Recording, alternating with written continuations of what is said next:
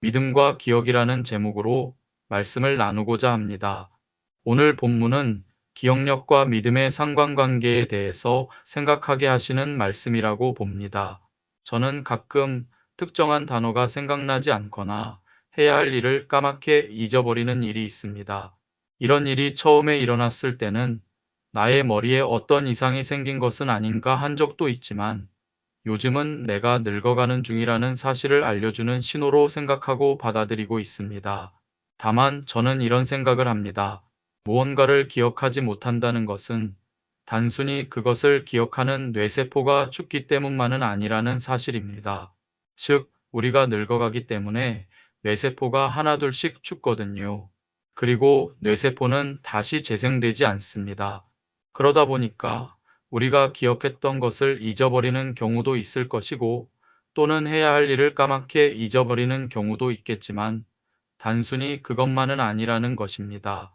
어쩌면 우리는 기억하고 싶지 않은 것을 떠올리지 않기 위해서 망각했다고 착각하는 것인지도 모르겠다. 그런 말씀인 것입니다. 예를 들어 저는 한때 판교라는 단어가 아무리 떠올려도 생각나지 않은 적이 있습니다. 분당에서 목회한 적이 있었던 저로서는 판교라는 단어가 익숙합니다. 그럼에도 불구하고 아무리 기억해내려고 해도 그 단어가 생각나지 않았던 것입니다. 그러면서 문득 이런 생각이 들었습니다. 내가 판교에서 어떤 안 좋은 일이 있었나?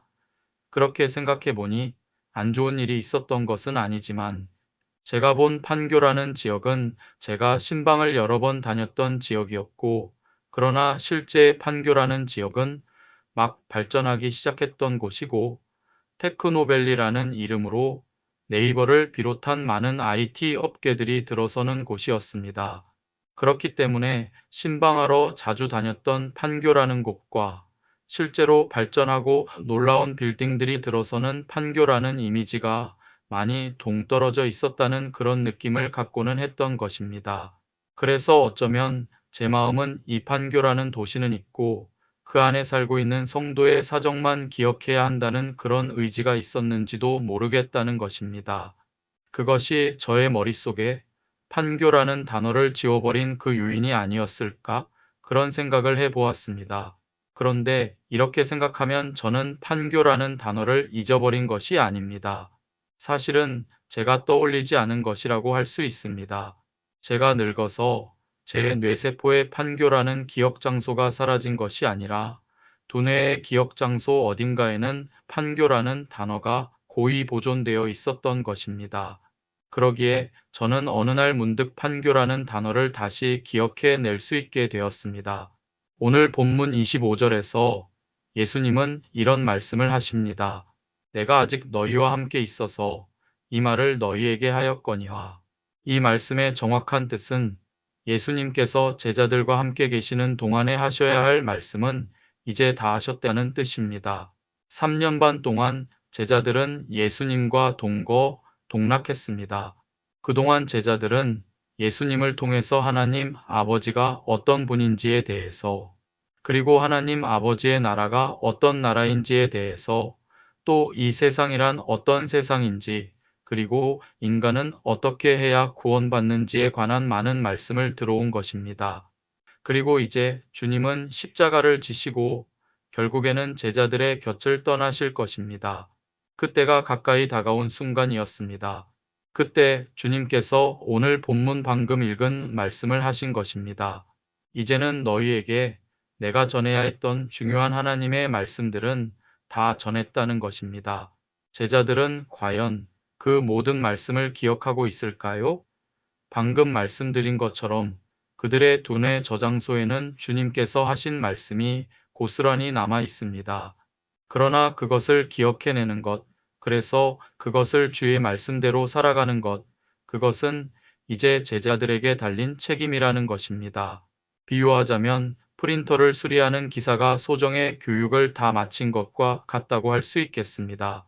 지난번에 저희 교회에서 사용하는 프린터가 하도 말썽을 부려서 수리기사를 제가 자주 뵙게 되면서 알게 되었는데요. 이분들이 그냥 고치는 게 아니라 이 본사에 교육장이 있더라고요. 여기서 프린터에 대한 교육을 이수해야 기사가 되는 것이었습니다. 프린터의 원리와 작동 방식을 많이 배운다고 합니다. 그리고 고장이 났을 때 대처하는 방법도 공부하고 실제로 또 그렇게 수리도 해봅니다. 그리고 시험을 봐서 자격을 갖춥니다. 그런 다음에 각 지역의 OA 센터에 배속되어 일을 맡습니다. 그런데 프린터가 한두 종류가 아니라는 것입니다. 한 회사에서 나오는 프린터만 해도 수백 종류가 넘는답니다. 그러다 보니 이론만 안다고 쉽게 고쳐지지가 않습니다. 증상은 알지만 각각의 프린터마다 고쳐야 할 상황은 제각각 다릅니다. 그러다 보니까 머릿속에서는 분명히 알고 있는데 실제로는 답답해서 못 고치는 경우들도 있습니다. 저희 교회 프린터를 수리하신 분도 여러 번 가져갔다가 갖고 와서 고쳤다고 하면 또 망가지고 그래서 애를 많이 썼던 것을 기억합니다. 제자들이 그렇게 된 것입니다. 예수님이 3년 반 동안 언제든지 가르쳐 주시고 말씀을 전해 주셨을 때는 내가 무엇이나 된 듯 했습니다. 그래서 주님 나라에 좌의정, 우의정하게 해달라고 했습니다. 그러나 이제 주님이 안 계십니다. 그는 자신의 삶의 자리로 돌아가서 흩어진 사람처럼 수많은 프린터와 같은 문제들을 직면해야 합니다. 차라리 프린터라면 낫겠습니다. 그러나 프린터보다 몇만 배 복잡하고 몇만 배 더 어려운 인생의 문제들 가운데 그들이 놓이게 됩니다. 이미 방법은 배웠습니다. 주님 말씀대로 하면 됩니다. 그러면 생명을 얻을 것이고 승리하게 될 것입니다. 그러나 그것을 기억해내느냐, 그것을 과연 의지를 가지고 주의 뜻대로 살고자 하느냐, 그것은 이제 제자들에게 달린 것입니다. 제자들은 이 문제를 심각하게 받아들여야 합니다. 제자가 아니라 그냥 이름뿐인 그리스도인으로 산다는 것은 그런 문제를 받아들이지 않는다는 말과 같습니다. 그냥 교회 열심히 나가면 되고 나가서 하는 말 잘 듣고 오면 됩니다. 그러나 삶의 자리에서는 말씀과는 전혀 상관없이 삽니다. 자기가 인생 가운데서 경험한 것, 자기가 그럴듯한 방법이라고 캐치해 놓은 그 터득한 방식대로 살기만 하기 때문입니다. 예배는 잘 드리고 말씀은 잘 들었는데 실제로 삶 속에서는 기억하지 않고 애써 잊어버리며 자기 뜻대로 삽니다. 그것은 제자의 삶이 아닙니다. 제자의 삶은 주님께서 주신 말씀을 삶 가운데서 적용하는 것입니다. 하나님의 방식대로 사는 것이 과연 무엇인지 궁리하는 것입니다. 그렇게 살고 과연 하나님의 말씀이 옳았다는 것을 세상에 증명하는 것, 그래서 세상에 망가진 것들을 고치고 회복시키는 것, 그것이 제자의 삶인 것입니다. 마태복음 7장 21절에서 주님은 말씀하십니다. 나더러 주여, 주여 하는 자마다 다 천국에 들어갈 것이 아니요. 다만 하늘에 계신 내 아버지의 뜻대로 행하는 자라야 들어가리라. 우리가 어쩌면 예배에 나와서 말씀을 듣고 찬양하고 기도하는 것은 주여, 주여 한다는 그 말씀 속에 들어있는 것인지도 모릅니다. 우리는 숨 쉬듯 예배에 나와서는 주여, 주여 합니다. 그렇게 숨 들이쉬듯 주의 말씀을 섭취하고 세상 바깥으로 나가서는 어떻게 삽니까? 그저 주여, 주여 한 것으로 그치면 그것은 천국에 들어갈 삶이 아닌 것입니다. 하늘에 계신 아버지의 뜻대로 살아가야 한다고 하셨습니다. 그러니 주님이 하신 말씀을 우리가 잊어버리고 살아서는 안 되는 것입니다. 다시 말씀드리지만 이것은 기억력의 문제가 아닙니다. 이미 들은 것은 우리 마음의 저장소, 두뇌의 저장소에 분명히 저장되어 있습니다. 그러나 그 뜻대로 살겠다고 하는 거룩한 의지력이 있을 때만 그것은 되살아날 것이고 능력을 발휘하게 되는 것입니다. 그때 우리를 도우시는 분이 바로 성령 하나님이십니다. 본문 26절입니다. 보혜사 곧 아버지께서 내 이름으로 보내실 성령, 그가 너희에게 모든 것을 가르치고 내가 너희에게 말한 모든 것을 생각나게 하리라. 우리가 예수를 믿을 때 성령님께서 들어오셨습니다. 그래서 우리가 주의 믿음, 말씀 따라 살고자 하는 그런 간절한 부르짖음을 가지고 되든 안 되든 날마다 주의 말씀대로 살겠다고 도전해 볼 때마다 성령 하나님께서는 우리를 인도하시고 가르치신다는 것입니다. 예수께서 주셨던 말씀을 기억나게 하시고 그 말씀의 방향대로 우리를 인도하여 주셔서 우리의 삶이 거룩하게 될 뿐만 아니라 빛나게 하시고 형통하게 하시며 능력 가운데 있게 하셔서 우리만 구원하는 것이 아니라 우리의 사랑하는 사람들에게도 선한 영향력을 끼치는 그런 삶을 살게 해주신다고 말씀하십니다. 시편 119편 9절에 청년이 무엇으로 그 행실을 깨끗하게 하리이다. 주의 말씀만 지킬 따름이니이다. 라고 말씀하셨습니다. 그렇습니다. 우리가 무엇으로 우리의 행실을 깨끗하게 할 수 있습니까? 주님의 말씀을 따라 살아갈 때에 그렇게 할 수 있다고 하십니다. 우리에게 주신 말씀이 죄의 길을 선택하려고 할 때마다 기억나게 하시고 그래서 우리의 양심을 자극해 주시고 소망을 붙들도록 하시면 우리는 죄악의 길에서 벗어나게 되고 깨끗한 인생을 살아가게 되는 것입니다. 물론 우리들 대부분이요. 적어도 이 새벽 기도에 나오신 분들은 삶의 방향이 이미 천국을 향하여 순항하는 중이라고 믿습니다. 그렇기 때문에 우리가 가던 길을 완전히 유턴해야 한다거나 아니면 방향을 90도 좌우로 완전히 꺾어야 하는 경우란 아마 우리 중에는 거의 없을 것입니다. 하지만 운전을 하다 보면 알지 않습니까? 우리가 90도를 꺾거나 유턴해야 하지 않더라도 끊임없이 우리는 운전대를 미세하게 조정해야 합니다. 핸들을 90도 꺾어야 하는 순간은 없을지라도 순간순간 끊임없이 23도씩은 돌려나가야 제대로 된 방향으로 갈 수 있는 것입니다. 믿음의 길을 걷는 것도 마찬가지입니다.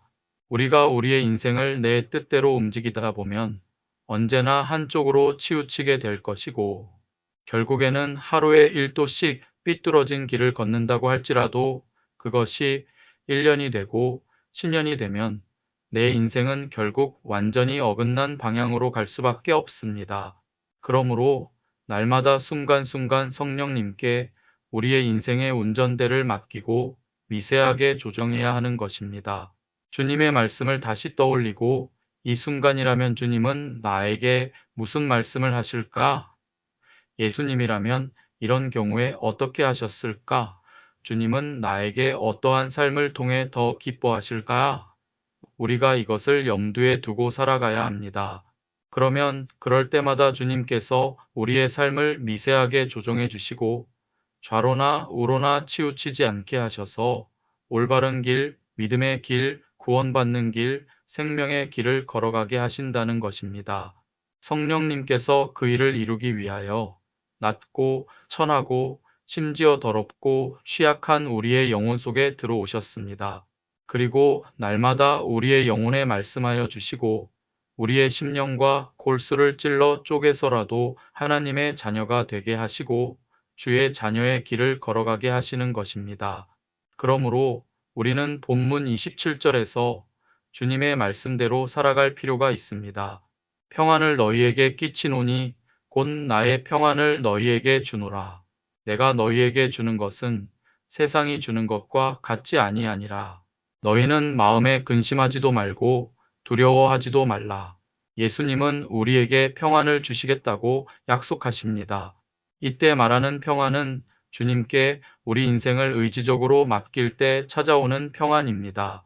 세상이 주는 평안은 이것과는 다릅니다. 성취하는 평안, 힘에 의한 평안을 말합니다. 예를 들어 팩스 ROMANA라는 말을 들어보셨을 것입니다. 로마 제국으로부터 오는 평화라는 뜻입니다. 강력한 제국의 지배하에 그동안 여러 작은 나라들이 다투고 있었는데 제국의 속국이 되면서 그들은 더 이상 전쟁하지 않고 평화를 누렸습니다. 그러나 그때 제국의 속국으로서 누리게 된 이 평화는 강력한 힘이 지배하는 그 밑에서 노예의 삶을 살아가면서 얻게 된 평안입니다. 세상의 평안이라는 것은 이렇게 한정적이고 일시적이라는 특징을 가지고 있습니다. 예를 들어 이번 휴일 기간 동안 수많은 사람들이 해외여행을 다녀왔다고 하지 않습니까? 그런데 그 여행을 위해서 사람들이 무엇을 했습니까? 여행 가기 전에 수많은 수고를 했고 또 밤새워 일을 했으며 많은 돈을 써야만 했습니다. 그렇기 때문에 이 휴식의 뒤에 그들은 다시 대부분 바쁜 일상으로 돌아가야 하고 그러는 가운데 인간성을 잃어버리고 살아야만 합니다. 이처럼 세상이 주는 평화는 일시적이고 불완전합니다. 진정한 평화는 아닙니다. 그러나 주님이 주시는 평화는 다르다고 하십니다. 우리는 이 세상의 평화가 아니라 주님이 주시는 평안을 얻기 위해 해야 할 것이 있습니다. 그것은 무엇입니까? 마음에 근심하는 것, 두려워하는 것, 즉 내 인생의 운전대를 내가 잡고 이리 가야 할까? 저리 가야 할까? 를 고민하는 것. 내가 이렇게 갈 때 내 인생이 제대로 가고 있는지 두려워하는 그것들을 내려놓아야 하는 것입니다. 성령님께 맡겨보시기 바랍니다. 물론 쉽지 않습니다. 주님 앞에 맡기는 것은 마치 우리가 심리 실험 중에 하는 것과 비슷하지 않습니까?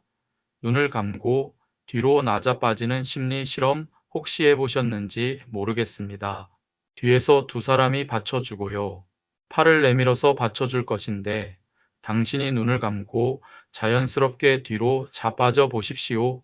라고 실험을 합니다. 그러면 그게 어렵겠나? 싶지만 실제로 해보시면 쉽지가 않습니다.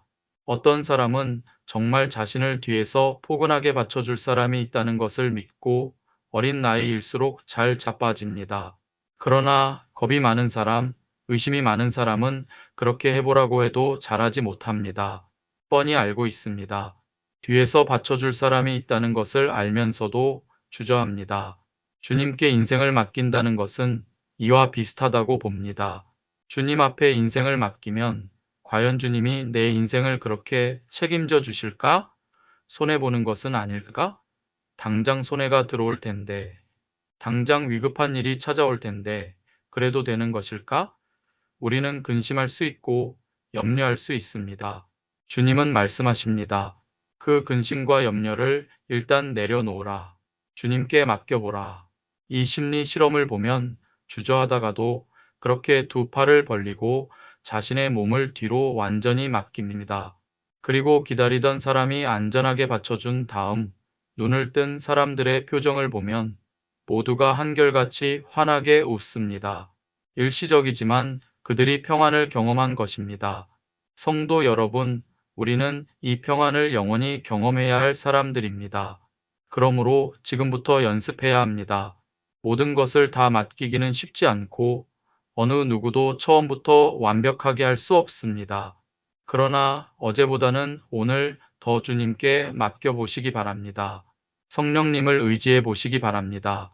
그래서 인생의 마지막 때에는 가장 많이 성령님을 의지했던 자로서 주님 보실 때 인생의 기록이 남아있는 주의 자녀들이 되시기를 주님의 이름으로 축원드립니다.